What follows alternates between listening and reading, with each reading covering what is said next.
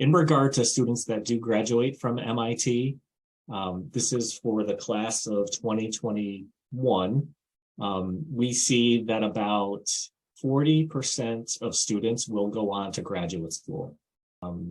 Success of students that will end up going into employment, which is about 1 in 2 students will go for employment, is very high for MIT students. Within the first 3 months, it's more than 95% will have secured their position. Students that do graduate from MIT and then are going to go into employment, the typical average starting salary for a student is about $35,000 higher than the national average. So about 50% of the students that participate in an internship will go on to work at an employer they previously interned at. And I will say, in regard to employment, we do have about 15% of students that will end up going to work at a startup.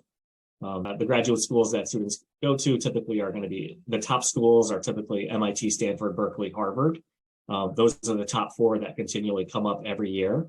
And about 60% of students end up going to MIT for graduate studies. In terms of employers, the graduating class for undergraduates, it's about 1/3 go into information technology, information services, and then another 1/3 go into that bucket of financial services and consulting.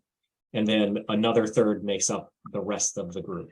When students make a decision, when you look at the first 4, if you were to lop it off and divide it into thirds, typically the first 1/3 is going to be more about the work that the student's doing, the type of career they're going to have, the challenging work they're going to have.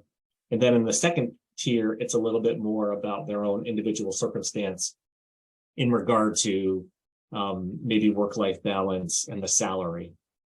Again, students that graduate from MIT, they're going to be successful. They're going to be paid well.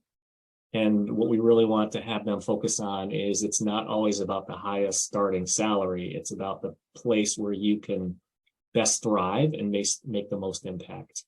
About 1/3 of students went on to do an internship after their first year, and about 40% went on to do a UROP. So this UROP program at MIT, Undergraduate Research Opportunities Program, it's a tremendous buttress for students that are still trying to determine whether or not they want to go into industry or they want to continue on in academia. And if you're going to go on into academia, it's critically important that you're going to have experiences working in a lab and working with faculty members. So initially, right away, we see a number of different students, about 1/3 of students will go into working on an internship somewhere in their summer after their first year, but then there's a higher percentage that typically will end up doing a UROP experience.